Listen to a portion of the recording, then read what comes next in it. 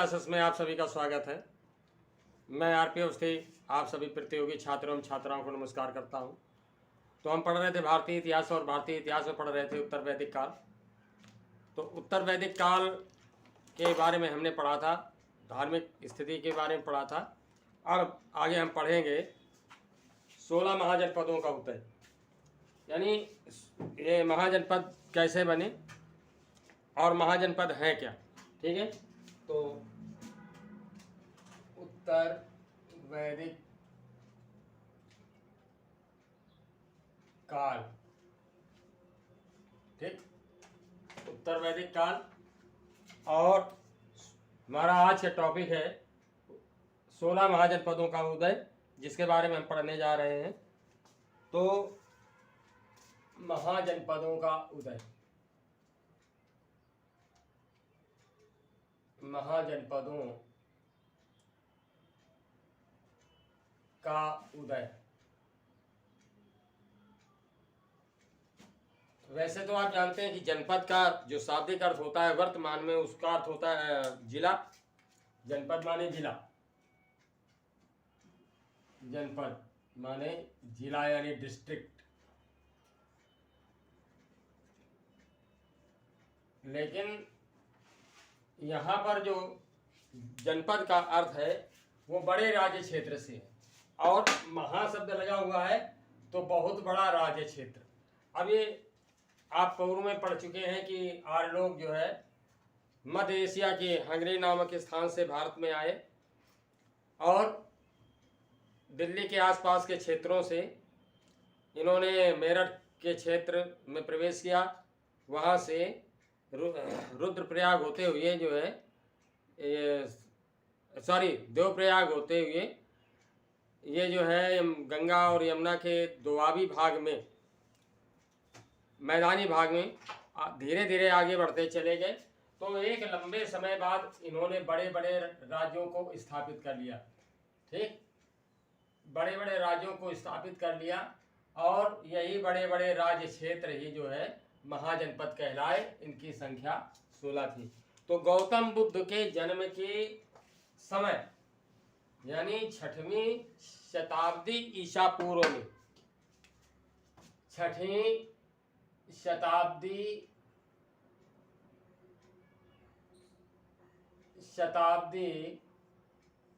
ईसा पूर्व यानी बीसी में 16 महाजनपद बन चुके थे। 16 महाजनपद बन चुके थे, ये स्थापित हो चुके थे, और इन महाजनपदों की अलग अलग राजधानियां थी। इन महाजनपदों में राज व्यवस्था थी, राजा थे। तो ये महाजनपद जो है दो प्रकार के थे। एक प्रकार के वे जहां पर राजतंत्र था, और दूसरे प्रकार के वे जहां पर गणतंत्र था।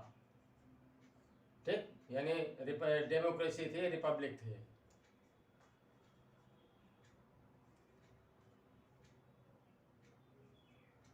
तो दो तरह के राजतंत्र थे। अब देखते हैं कि ये महाजनपद कौन कौन से थे। तो सबसे पहला महाजनपद हम लेते हैं अंग। सबसे पहला महाजनपद है कौन सा? अंग। अंग महाजनपद की जो राजधानी थी वो चंपा थी। तो बिहार का जो आधुनिक भागलपुर जिला है, बिहार का भागलपुर जिला, भागलपुर जिला और उसके आसपास का जो क्षेत्र था वो अंग जनपद में आता था। समझ रहे हैं? और इसी में जो है मुंगेर जिला भी आता था। भागलपुर जिला और मुंगेर, दो जिला आते थे इसमें। तो ये जो क्षेत्र था वर्तमान का, जैसे जो भागलपुर है और मुंगेर है, इसका क्षेत्र मिलाकर के ये अंग महाजनपद था, जिसकी राजधानी चंपा थी, और इस चंपा का प्राचीन नाम मालिनी था। प्राचीन नाम पूछा जाता है परीक्षाओं में, तो इसका प्राचीन नाम जो था, प्राचीन नाम वो था मालिनी। समझ में आया? चंपा का प्राचीन नाम जो है मालिनी था। इसकी गणना बुद्धकालीन 6 बड़े नगरों में की जाती थी। गौतम बुद्ध के समय में जो 6 बड़े नगर थे, उनमें गिनती की जाती थी अंग महाजनपद की। तो ये एक बड़ा महाजनपद माना जाता था। यहाँ का शासक जो था वो ब्रह्मदत्त था। शासक ब्रह्मदत्त था, और साथ ही कालांतर में बिंबसार ने अंग को जीतकर, बिंबसार ने इसे बाद में जीत लिया और इसे जो है मगध महाजनपद में मिला लिया, या मगध राज में मिला लिया। तो बिंबसार ने इसे जीत करके जो है मगध साम्राज्य का हिस्सा बना लिया। तो आप समझ गए होंगे अंग के बारे में। अब दूसरा महाजनपद हम देखते हैं। दूसरा महाजनपद कौन सा है, तो देखते हैं उसके बारे में। काशी, दूसरा महाजनपद काशी। ये नगर जो है आज भी है, जिसे वाराणसी के नाम से जाना जाता है, और जो इसकी राजधानी थी वो वाराणसी थी। काशी की जो है राजधानी वाराणसी, वाराणसी इसकी राजधानी थी काशी महाजनपद की। अब ये जो महाजनपद था, ये आधुनिक बनारस और उसके निकटवर्ती क्षेत्रों में फैला हुआ था, और इसे महाजनपद नाम दिया गया था। और अब वरुणा और असी नदियों के बीच में स्थित वाराणसी, वरुणा और असी 2 नदियां, वरुणा प्लस असी, इसी से वाराणसी बना है। दोनों नदियां हैं, दोनों हम देख रहे हैं क्या है, नदियां हैं। तो इन दोनों नदियों के मध्य में बसा हुआ है जो वाराणसी था। ये जो है काशी महाजनपद की राजधानी थी, और अजात शत्रु के समय में इसे मगध में मिला दिया गया। अजात शत्रु के समय में काशी महाजनपद को मगध साम्राज्य में मिला लिया गया। तो समझ में आ गया होगा। तीसरा महाजनपद देखते हैं, कौशल। कौशल तीसरा महाजनपद है। ठीक, ये महाजनपद जो है वर्तमान के फैजाबाद जिले में स्थित, उत्तर में नेपाल, दक्षिण में सई नदी, पश्चिम में पांचाल एवं पूर्व में गंडक नदी तक फैला हुआ था। ठीक, तो यानी कुल मिलाकर के फैजाबाद का क्षेत्र, कौशल जो महाजनपद था, जो वर्तमान का हमारा फैजाबाद जिला है, उसके आसपास का क्षेत्र जो नेपाल से लगता है, वहाँ तक फैला था। और पूरब में जो है गंडक नदी तक फैला हुआ था, और पश्चिम में श्रावस्ती तक। बुद्ध के समय में ये महाजनपद 2 भागों में विभाजित हो गया। उत्तरी भाग की राजधानी साकेत एवं दक्षिणी भाग की राजधानी श्रावस्ती थी। उत्तरी भाग की राजधानी साकेत और दक्षिणी भाग की राजधानी जो है श्रावस्ती थी। गौतम बुद्ध के समय में ये जनपद जो है 2 भागों में बट गया। ठीक, गौतम बुद्ध के समय में ये महाजनपद जो कौशल महाजनपद था 2 भागों में बट गया, साकेत और श्रावस्ती में। इसके बाद जो है बुद्ध के समय के जो 6 बड़े नगर बताए गए, उनमें एक जो है कौशल भी था। तो इस तरह से कौशल महाजनपद भी एक बड़ा महाजनपद था। अगला महाजनपद हम देखते हैं वज्जी। ये जो है मगध के, जिसे वर्तमान में हम पटना कहते हैं, तो मगध के पड़ोस में स्थित एक महाजनपद था वज्जी।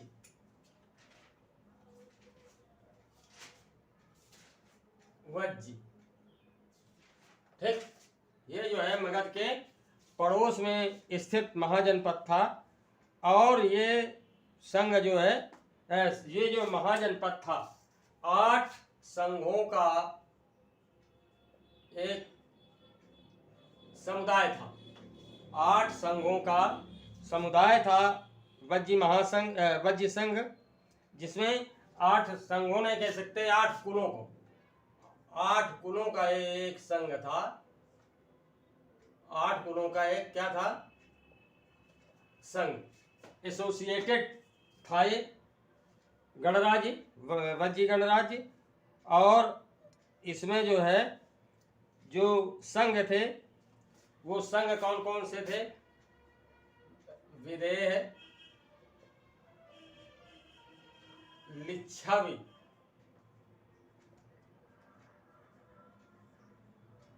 ठीक है, विदेह, लिच्छवी, कात्रिक, वृज्जी,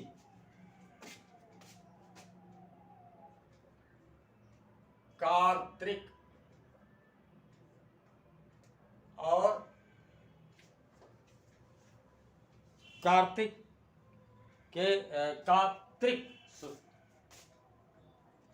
कात्रिक और वृज्जी, ये खास संघ थे, प्रमुख कह सकते हैं प्रमुख कुल थे जो इस संघ में शामिल थे। 8 संघों को मिला करके ये वज्जी महासंघ बना था। ये भी महाजनपद था। और ये महत्वपूर्ण, मैंने बताया कि ये महत्वपूर्ण परिवार थे या कुल थे, परिवार नहीं कह सकते हैं, कुल थे। और इन्हीं कुलों के, मतलब 8 कुलों के मिलने से जो है वज्जी संघ बना। और इसकी जो राजधानी थी वो मिथिला थी, मिथिला। तो इस प्रकार ये वज्जी संघ था। अगला जो हम महाजनपद देखते हैं, अगला महाजनपद था मल्ल। 5वां हम देखते हैं, ये मल्ल महाजनपद था। मल्ल महाजनपद जो था वो वर्तमान के देवरिया और गोरखपुर क्षेत्र में फैला हुआ था। जो वर्तमान के जिले हैं गोरखपुर और देवरिया, इन जिलों में फैला हुआ था ये महाजनपद, ठीक। मल्ल महाजनपद इन 2 जिलों में फैला हुआ था। और ये भी 2 भागों में बटा हुआ था। एक की राजधानी कुशावती या कुशीनारा और दूसरे की राजधानी पावापुरी थी, ठीक। ये मल्ल महाजनपद भी जो है 2 भागों में बटा हुआ था, जिसमें एक की राजधानी कुशावती या कुशीनारा और कुशावती, 2 भागों में आप देख रहे हैं, 2 भागों में बटा हुआ है। एक की राजधानी कुशावती या कुशीनारा और दूसरे की राजधानी पावा या पावापुरी। तो ये जो है 2 राजधानियां थी इसकी। साथ ही साथ कुशीनारा में महात्मा बुद्ध का महापरिनिर्वाण हुआ। ये जो कुशीनारा है, महात्मा बुद्ध या गौतम बुद्ध का परिनिर्वाण हुआ, यानी मृत्यु को प्राप्त किया। और इसे मैंने बताया आपको, पावापुरी भी कहते हैं। और पावापुरी में जो है महावीर जैन को परिनिर्वाण प्राप्त हुआ, महावीर जैन को परिनिर्वाण प्राप्त हुआ। तो ये दोनों जो राजधानियां थी विशेष महापुरुषों से जुड़ी हुई हैं। आप देख रहे हैं कि इतिहास में जो है दोनों का बहुत महत्व है। इन्होंने एक नए युग का सूत्रपात किया, गौतम बुद्ध ने नए युग का सूत्रपात किया और महावीर जैन ने भी नए युग का सूत्रपात किया। आज भी ये प्रासंगिक है। तो इस तरह से दो महापुरुषों के जीवन से जुड़े हुए दो नगर उस समय की राजधानियां थी। किसकी? मल्ल की। अब अगला हम जो महाजनपद देखते हैं वो महाजनपद है चेदी। अगला महाजनपद है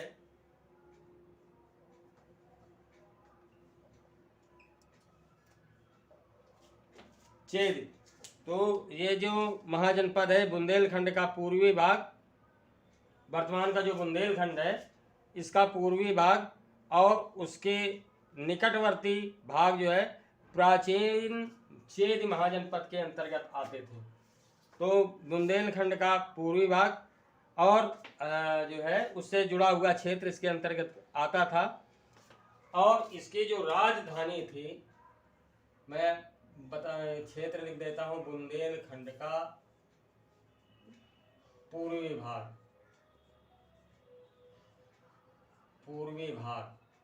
और इसी के साथ साथ जो जुड़ा हुआ क्षेत्र था, जो निकटवर्ती भाग था, निकटवर्ती यानी जुड़ा हुआ क्षेत्र था, वो भी इसी के अंतर्गत आता था। और शक्तिमती जो है राजधानी थी इसकी, राजधानी जो थी वो थी शक्तिमती। तो आप देख रहे हैं कि ये भी एक महाजनपद था आर्यों द्वारा स्थापित।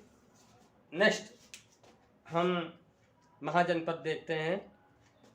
ये महाजनपद था वत्स।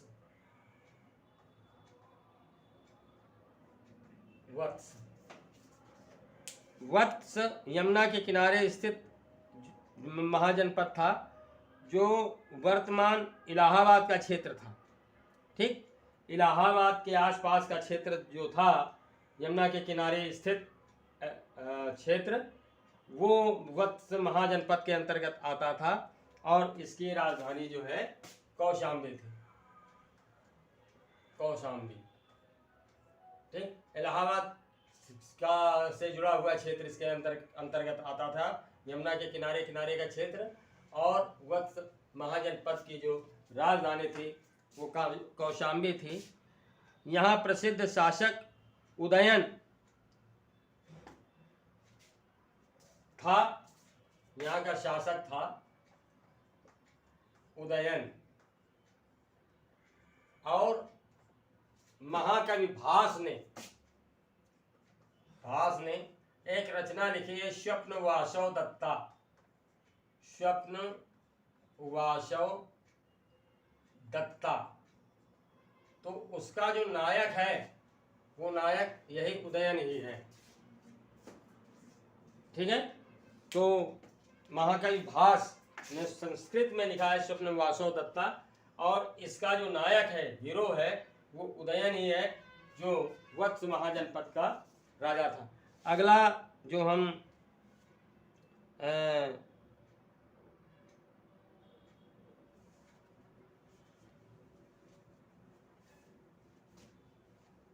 अगला महाजनपद देखते हैं। हम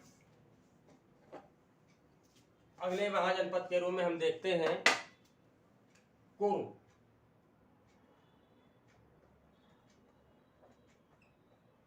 कुरु महाजनपद, ये महाजनपद दिल्ली और आसपास के क्षेत्रों में फैला हुआ था। और पहले में मैंने बताया है आपको कि ये कहाँ था, तो दिल्ली के आसपास के क्षेत्रों में फैला हुआ ये कुरु महाजनपद था। और इसकी जो राजधानी थी वो इंद्रप्रस्थ थी। राजधानी थी इंद्रप्रस्थ।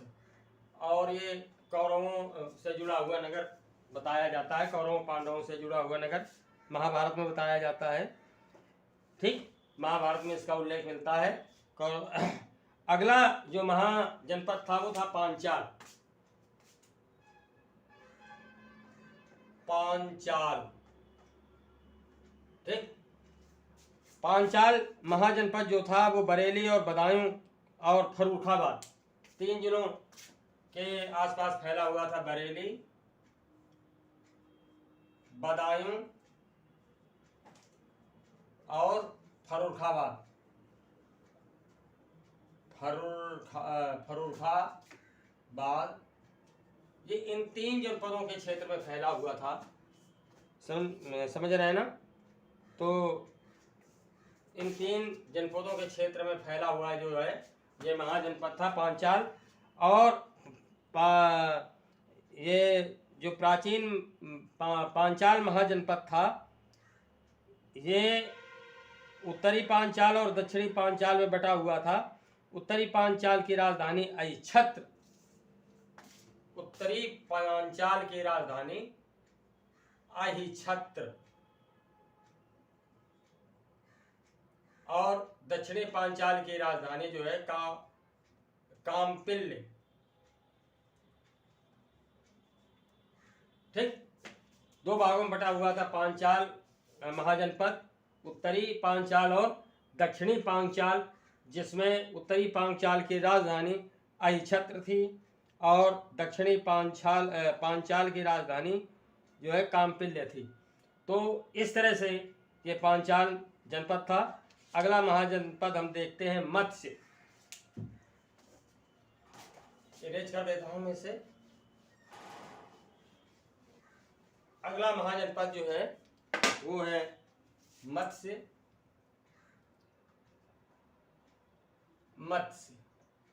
मत्स्य महाजनपद जो था वो वर्तमान में जयपुर के आसपास फैला हुआ था। वर्तमान का जो हमारा जयपुर जिला है राजस्थान का, उसके आसपास का फैला हुआ क्षेत्र इस महाजनपद के अंतर्गत आता था। और इस महाजनपद की राजधानी जो थी विराटनगर थी। विराटनगर ये जो थी वो राजधानी थी इस महाजनपद की। तो आपने देखा है, महाभारत में पढ़ा है कि जब पांडवों ने अज्ञातवास का सामना किया, अज्ञातवास से जुड़े, तो उन्होंने महाराजा जो विराटनगर के महाराजा थे उन्हीं के यहाँ रहे। अर्जुन ने जो है उनकी पुत्री, विराट के महाराजा की पुत्री को जो है नृत्य की शिक्षा देना आरंभ किया था। नकुल और सहदेव जो थे उनके पशुओं को चराने का काम करते थे। तो ये ऐतिहासिक न कह करके हम ऐसे यूँ कह सकते हैं कि ये पौराणिक तथ्यों से जुड़ा हुआ महाजनपद था। ठीक, तो ये मत्स्य महाजनपद। अगला महाजनपद हम जो है वो देखते हैं सूरसेन। अगला महाजनपद है सूरसेन। ठीक, ये महाजनपद जो था मथुरा, वर्तमान का जो मथुरा जिला है उसके आसपास का क्षेत्र था। और इस महाजनपद की राजधानी जो थी वो मथुरा थी। इस महाजनपद की राजधानी मथुरा थी, मथुरा के आसपास का क्षेत्र था इसके अंतर्गत। अगला महाजनपद जो हम देखते हैं वो महाजनपद है अस्मक। अस्मक और अस्मक महाजनपद की ये जो है अंतिम, यानी ये कह सकते हैं अस्मक, ये जो है आर्यों का दक्षिण की तरफ का अंतिम महाजनपद था। गोदावरी नदी के किनारे स्थित था। गोदावरी नदी के किनारे आगे जो है आर्य लोग नहीं गए। तो उस समय उनके प्रसार के दृष्टिकोण से अगर हम देखें दक्षिणी क्षेत्र में, तो अस्मक नदी जो अस्मक महाजनपद था ये गोदावरी नदी के किनारे स्थित था। और इसकी राजधानी जो थी वो पोतन या पोटली थी। राजधानी जो थी वो पोतन या पोटली, पोतन या पोटली। तो ये महाजनपद था। अगला महाजनपद हम देखते हैं वो था अवंती। अवंती, अवंती महाजनपद जो था वो आधुनिक मालवा का क्षेत्र जो है इसके अंतर्गत आता था। और ये महाजनपद भी जो है दो भागों में बटा हुआ था, उत्तरी अवंती और दक्षिणी अवंती, दो भागों में बटा हुआ था। उत्तरी अवंती की राजधानी उज्जैन और दक्षिणी अवंती की राजधानी महिष्मती थी।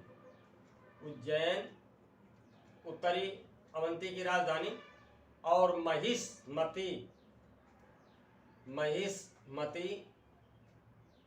दक्षिणी अवंती की राजधानी थी। ठीक, ये जो है आपने पढ़ा, अभी देखा आपने कि ये मालवा का क्षेत्र था। अगला महाजनपद हम देखते हैं गंधार। इसी महाजनपद की पुत्री थी गांधारी, ठीक, जो आंखों में पट्टी बांधे रहती थी। तो आपने महाभारत काल में देखा है, महाभारत काल से जुड़ा हुआ है महाजनपद। और यहीं की थी गांधारी, जिनकी शादी धृतराष्ट्र के साथ हुई थी, युधिष्ठिर के दुर्योधन के पिताजी। तो इस प्रकार हम देखते हैं कि ये पौराणिक महाजनपद था। इसका जो क्षेत्र था वर्तमान में पाकिस्तान का रावलपिंडी जो जनपद है, वो जनपद यानी उस जनपद का जो क्षेत्र था वो गांधार महाजनपद के अंतर्गत आता था। और इसके जो इसका प्राचीन नाम जो था, पुराना नाम वो था गांधारी। ये प्राचीन नाम है इस महाजनपद का, गांधार का। इसकी जो राजधानी थी वो तक्षशिला थी। इसकी राजधानी थी तक्षशिला। यहाँ विश्वविद्यालय भी स्थापित रहा था। ये तक्षशिला जो थी राजधानी थी। और पुष्कर सरित यहाँ का जो है राजा हुआ, पुष्कर सरित ख्यात प्राप्त राजा हुआ यहाँ का, गांधार महाजनपद का। अगला महाजनपद जो है वो हम देखते हैं कंबोज।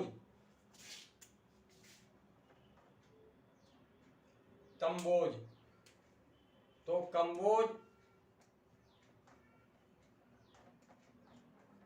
जो महाजनपद था वो वर्तमान का राजौरी और हजारा जिला इसके क्षेत्र में आते थे। राजौरी और हजारा बिहार का, और इसके जो राजधानी थे वो हाटक थी। तो ये बिहार का महाजनपद था। राजौरी और हजारा जिला इसके अंतर्गत आते थे। इसकी राजधानी जो थी वो हाटक थी। तो इस प्रकार से हम देखते हैं